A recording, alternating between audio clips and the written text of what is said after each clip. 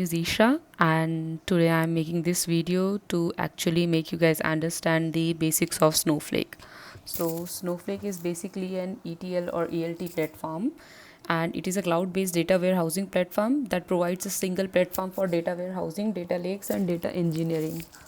So people who are aware of data career or who are into ETL, I think they will be able to understand it better. And if someone is having some kind of experience in Snowflake, they will be able to understand it better too. So yeah, we can just start with this. Okay, so right now we are on the user interface of Snowflake, and let me just maximize it. All right, so if we see it, we'll see here we can change the role from account admin to any of the role, like whatever our organization or like it is required, like people whoever are working on it, and whatever the rule suits them best. And for example, here I am using the account admin. Okay, so if we want to work ahead, we can just go here, we can just choose the worksheet for writing our scripts. It can be SQL worksheet, it can be Python worksheet. I will be choosing SQL one here. All right, so we can see that my role is coming here. All right, and here are the warehouses, the default warehouses are there. Okay, so there's a lot of things about Snowflake like virtual warehouses, but the thing is that we can discuss in a different video, because this is like something like the complete information about Snowflake, which we can have another video about it. But this is something like I'm starting it with some kind of like scripts, queries, and some basic, and so that people can see like if it like they can, if they are having experience of SQL, they can just like use it for Snowflake as well.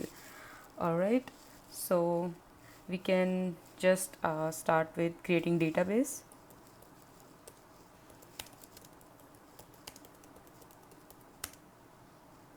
We can give it any name. We can just give it like learning DB. All right, so yeah, we can just run it from here as well. Otherwise we can use the keys as well. All right, so our database is here now. We can check it from here as well. All right, okay, so learning DB is here. Okay, so the default schemas are there. We can create our own schema as well.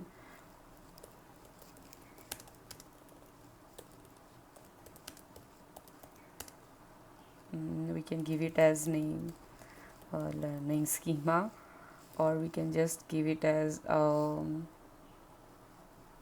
it's fine with that, any useful name. Like right now we are just like taking the example, so yeah. All right, we will just select it and we will run it. Okay, our schema is created. All right, we can see it here, or if we refresh it here, we can see here as well. Okay, so there is no object because we haven't created anyone here. All right, so we can just start with one of the simple table.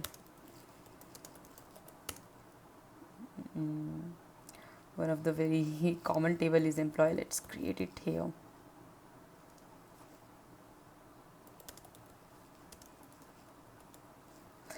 And the good thing is it is actually auto suggesting us the keywords. Pending. We can give any length, or we can just let it be like this also. Whatever will keep it in the employee name, like while inserting the values, it will just like take that length.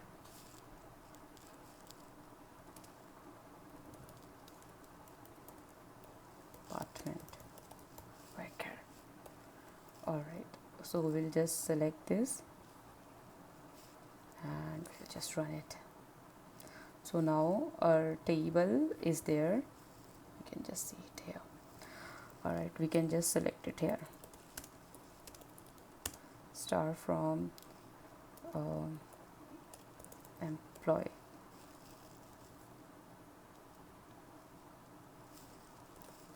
So nothing is there, so we can see it here. And the good thing is we can see the query duration and there is no rows, like the query profiling everything.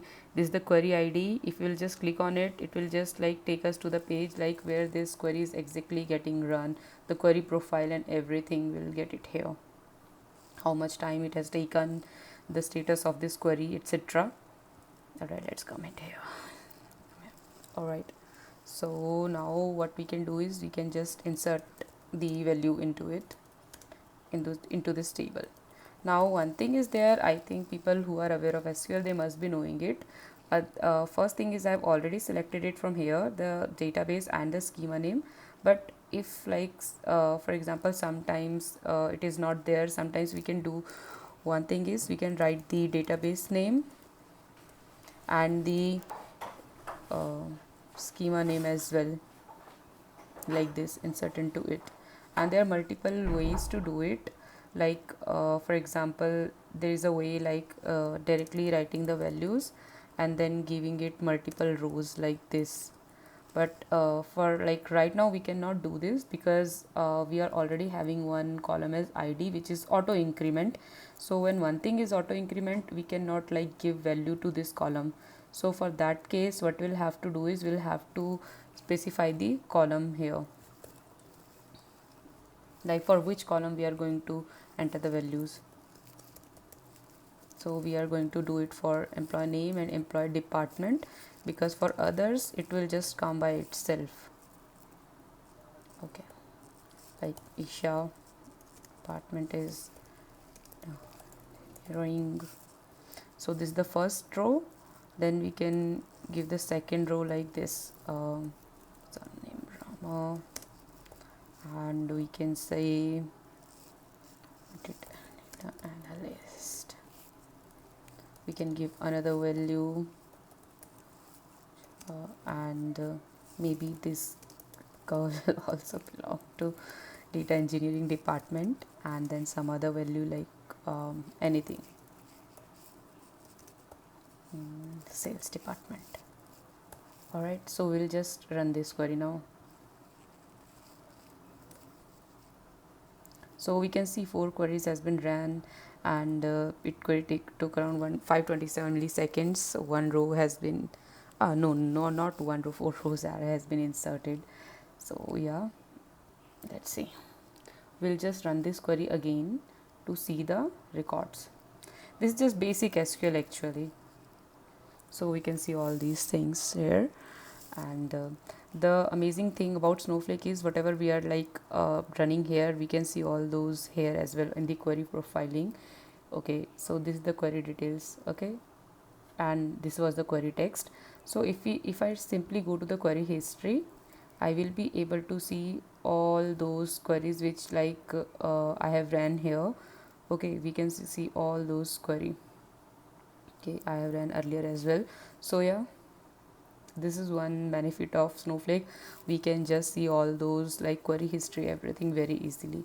So we can see it here also, like tables, employee tables, everything. It is not like refreshed, that's why it is like not showing any number of rows. So the owner is account admin, and we can see it here. So this is one of the very basic. And yeah, so we can use SQL for it, we can use Python as well. So Snowflake is one of the very wonderful platform for ETL and ELT definitely.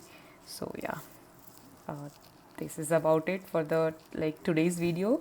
We can make another one for like telling the basics, like more basics and more depth conceptual, but this was just to show like how we can use SQL here, and in people who are having SQL experience, they can use it very well. It is just amazing.